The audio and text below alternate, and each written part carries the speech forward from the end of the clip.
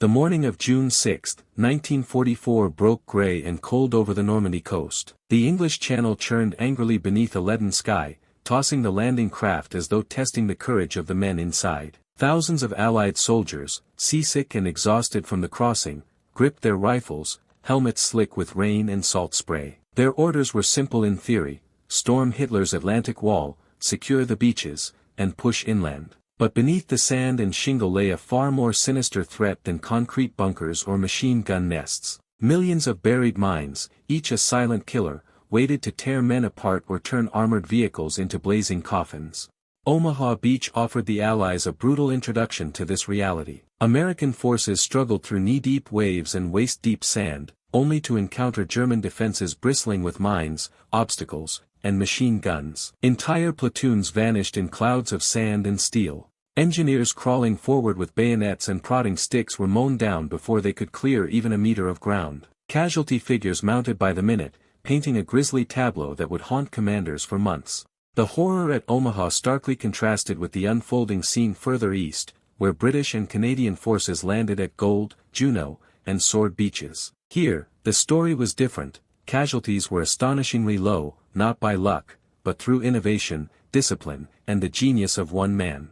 Ahead of the infantry, strange machines rolled onto the sand. Tanks with enormous rotating drums thrashing chains against the ground. Armored vehicles carrying massive reels of fabric. Churchill tanks modified with flamethrowers or enormous mortar-like weapons. To the Germans, these contraptions must have seemed bizarre, even comical, but their effectiveness was deadly. These were Hobart's Funnies, named after the man who conceived them, Major General Percy Hobart. The Funnies were designed to solve specific problems: clear mines, demolish fortifications, lay paths across soft sand, and crush or neutralize obstacles that would have otherwise stopped an army in its tracks.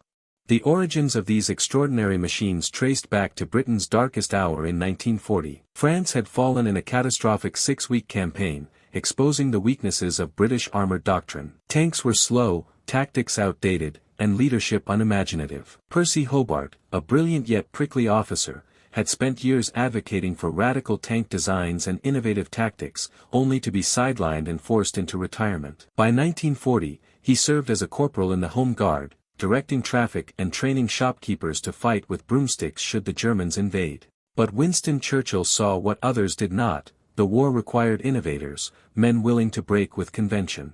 Hobart's expertise in armored warfare was invaluable. Over objections from senior officers who considered him difficult and dangerous, Churchill personally recalled Hobart to active duty, instructing him simply: prepare Britain's armored forces for the invasion of Europe. Hobart accepted the challenge with relentless energy, recognizing immediately that the coming assault would face obstacles unlike anything encountered in North Africa or Italy. The beaches of Normandy were a nightmare of mines, barbed wire, anti-tank ditches, and concrete walls. Intelligence reports suggested over 6 million mines had been laid along the Atlantic Wall, in densities reaching 15 per meter in some areas. Standard mine-clearing methods, involving engineers crawling forward under fire and lifting mines by hand, would have taken days and cost thousands of lives. Hobart knew mechanization was essential, but not merely bigger tanks. He envisioned entirely new categories of vehicles, each purpose-built to solve specific problems, creating a literal mechanical army to conquer the impossible.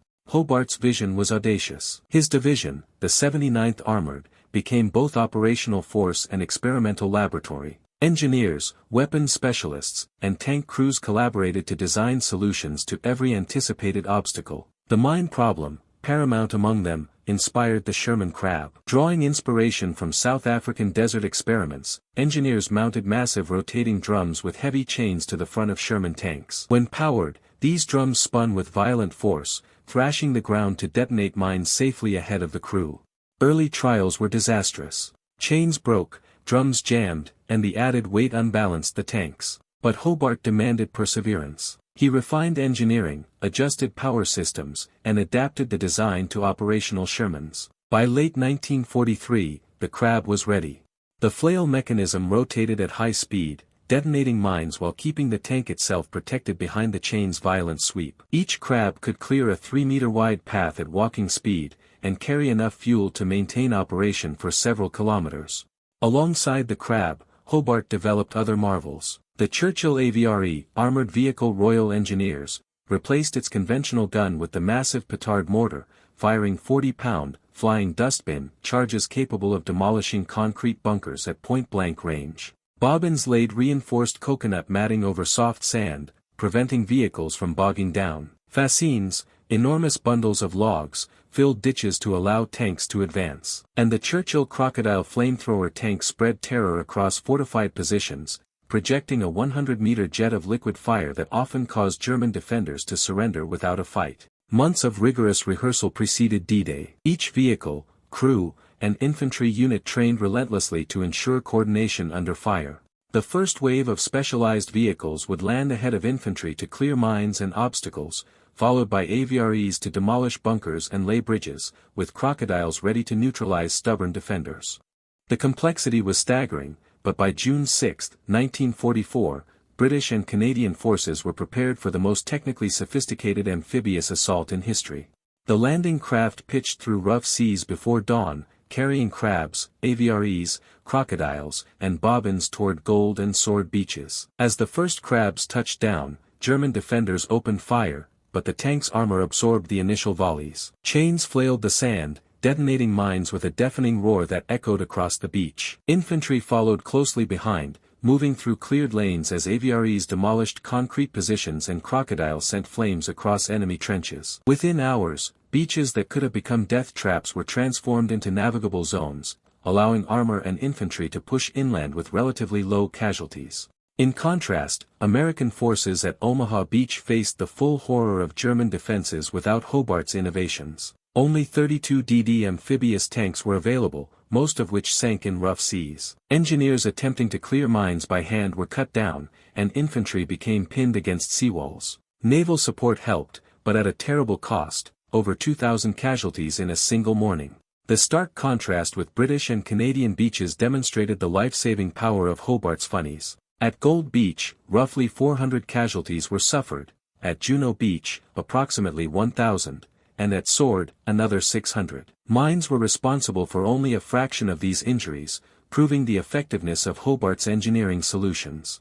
The impact of Hobart's vehicles extended far beyond D-Day. The 79th Armored Division continued to serve throughout northwest Europe, adapting to the hedgerows of Normandy, urban strongpoints, and river crossings. During Operation Plunder, the crossing of the Rhine in March 1945, Hobart's specialized vehicles once again proved decisive. Crabs cleared minefields under fire, AVREs demolished bunkers, and armored bridges allowed troops to traverse heavily defended waterways. Casualties were far lower than anticipated, and Allied forces established critical footholds with speed and efficiency. Hobart's contributions reshaped military thinking. Before his innovations, minefields and fortifications were considered insurmountable without overwhelming firepower or accepting heavy losses. Hobart demonstrated that engineering creativity and specialized vehicles could neutralize defenses more efficiently, reducing casualties and preserving momentum. His approach became a template for modern combat engineering, influencing armies worldwide.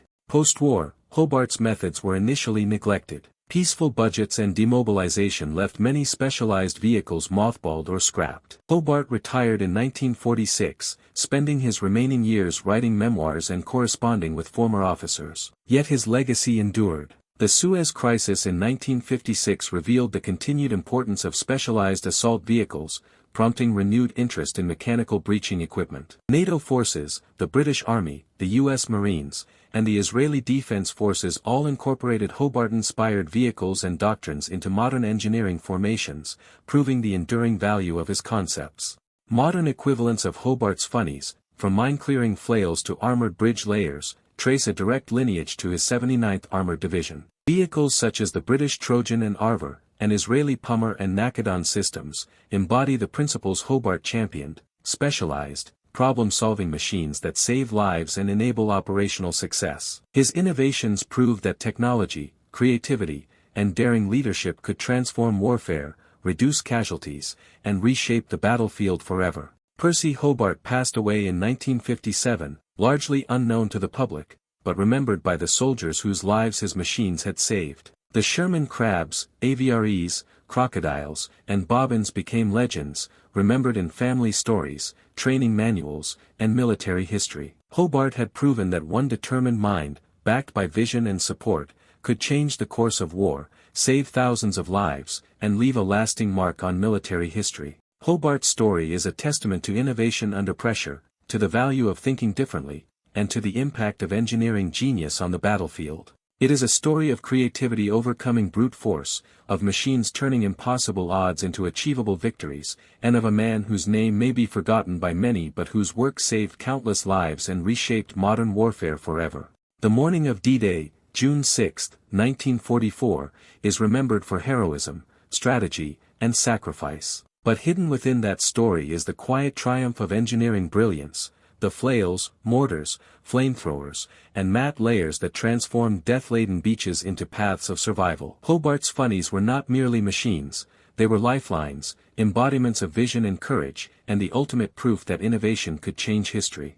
Through Normandy, the Rhine, and beyond, Hobart's specialized vehicles proved themselves repeatedly. Mines were cleared, fortifications destroyed, and momentum preserved. Infantry lives were saved in numbers that no conventional tactics could have achieved. Across continents and decades, his influence persisted, from the deserts of the Middle East to the engineering battalions of NATO. Hobart had proven a simple yet profound truth: warfare is not won by numbers alone, but by ingenuity, courage, and the relentless pursuit of better ways to fight.